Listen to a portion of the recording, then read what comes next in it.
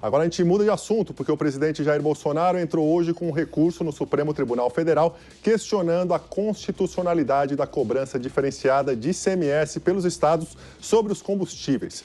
O requerimento foi feito por uma ação direta de inconstitucionalidade. Nessa ação, a AGU, a Advocacia Geral da União, pediu também que a Corte defina em caráter liminar que seja cobrada uma alíquota única enquanto a matéria não for votada pelo Congresso. A atitude do presidente, Serrão, é uma tentativa de desvincular o governo federal dos preços elevados dos combustíveis e atribuí-los também aos estados. Dados da Agência Nacional de Petróleo, Gás Natural e Biocombustíveis mostram que na última semana o preço médio da gasolina variou de R$ 5,88 na região sul a R$ 6,25 no centro-oeste. Se considerados os valores máximos, os preços chegam a R$ 6,80 e R$ 7,22, respectivamente. Serrão, te chamei antes porque eu quero saber, o governo consegue lá no Supremo essa unificação para tentar mostrar onde é que está o problema do aumento desenfreado dos combustíveis? Mal comparando, essa ação é como se você pedisse ao lobo mau para não comer Chapeuzinho Vermelho. E essa autorização vai ser dada exatamente por aquele poder supremo que já avacalhou você lá atrás quando você queria autonomia para cuidar da pandemia. Então, é muito previsível que essa ação vai dar em nada, vai afogar o motor do carro, com certeza.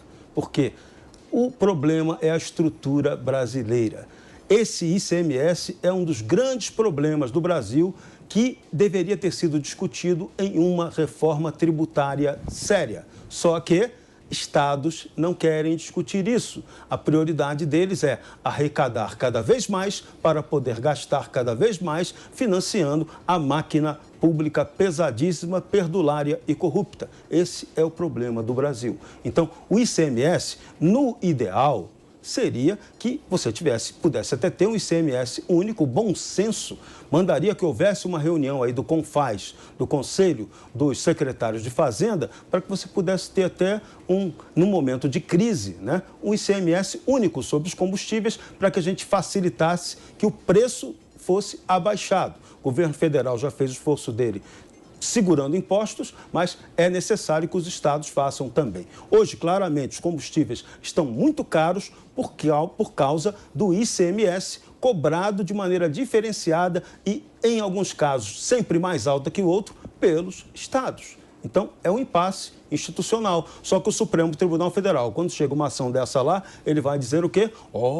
A Constituição de 88, aquela maravilha, diz que tem que obedecer à autonomia, o federalismo, né? O federalismo de Araque que tem no Brasil. Então, os estados são autônomos para cuidar de seus impostos. Em tese, essa é a tese consagrada no Brasil. Só que, na prática, volto a dizer, governança é pragmatismo. Isso não é uma tese pragmática. Então, precisamos rever o modelo. Só que o Supremo Tribunal Federal está querendo resolver isso? Não. Os estados estão querendo? Não. Então, o presidente Bolsonaro tem que tentar liderar de alguma forma a população para que a população pressione seus governadores para que o combustível abaixe. Ou então teremos inflação alta em função disso, que o efeito é cascata. Ô, Bruna, mais 2 capítulos aí sobre a briga aí, governo federal, governo Bolsonaro, STF e também governo federal e governos estaduais? É uma boa pergunta, Gabriel. Na verdade, se a gente observar todo o quadro, é positivo esse pedido da AGU, porque ele tende a escancarar qual é a situação real.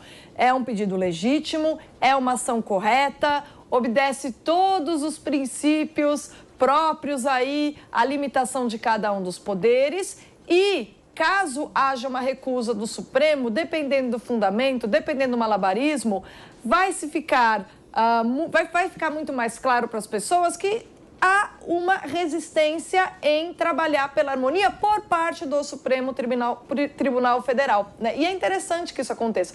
Eu espero que a previsão do meu colega Serrão esteja certa e que o Supremo recuse, porque aí a gente vai ter mais uma prova de que talvez não é por parte do presidente que não haja boa vontade, né? Então, nesse sentido, é positivo. Agora, eu gostaria de mencionar aqui que esse problema, o Serrão falou muito bem, né? A gente tem um problema na cadeia de impostos, né? A gente tem um sistema tributário muito complexo e aí você tem essas gambiarras do tipo, mas e os estados? Se todo o dinheiro é centralizado em Brasília e depois tem que voltar, como é que os estados vão se manter? Aí os estados têm autonomia para taxar e tal, e aí você tem o imposto municipal das 3 esferas, né? O estadual e aqueles que são federais. Mas essa autonomia, ela acaba muitas vezes gerando problemas ou de bitributação ou de um impacto muito ruim na cadeia produtiva, na produção. E o ICMS é o que tem o maior impacto na produção, considerando ainda que é o imposto sobre circulação de mercadoria, que ele varia de estado para estado, e considerando como que é a nossa rede de distribuição das mercadorias, isso gera, inclusive, uma diferença de custo de vida de estado para estado, né?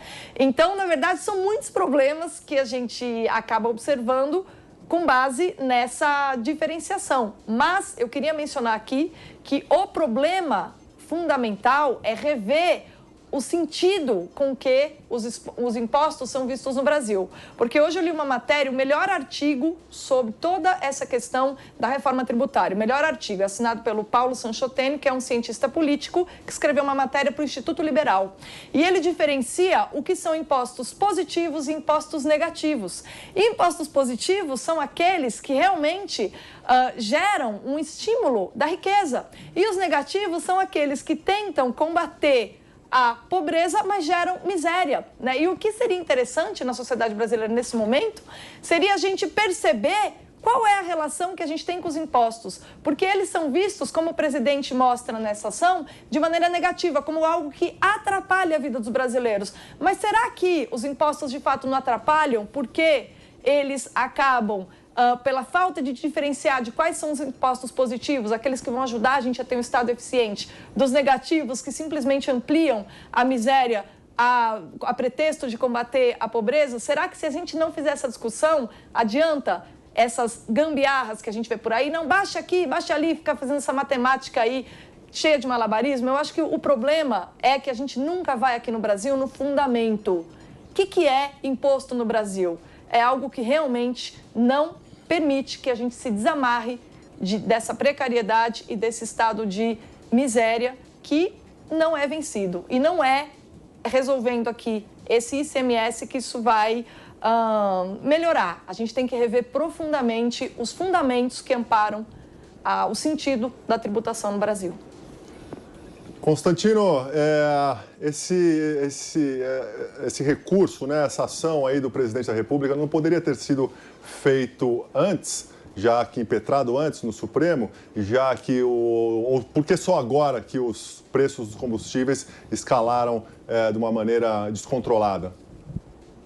Exatamente por isso, né, Gabriel? Na verdade, é uma disputa de imagem. O presidente está querendo deixar claro para a população que o aumento na bomba de gasolina não é culpa do governo federal, os governadores são gulosos e, por isso, a entrada desse recurso, que é legítimo. Agora, veja, eu concordo com meus colegas em relação a toda a complexidade, mas eu levo o federalismo muito a sério. Eu moro num país onde o federalismo é vigente e de uns tempos para cá tem ocorrido uma centralização cada vez maior em Washington também, tanto em poder como em recursos, o que torna os Estados Unidos mais parecidos com países latino-americanos e é péssimo, né? Então, eu não gosto da expressão guerra fiscal entre estados. Eu acho que competição de estados para botar cada um os seus tributos é saudável. O que não pode acontecer é o Estado ficar dando vários subsídios para grupos específicos, depois vai à bancarrota e a União tem que salvar. Aí é que mora o problema, né? Agora, eu sou muito favorável à descentralização e ao princípio de subsidiariedade. O sujeito, o cidadão, mora no município.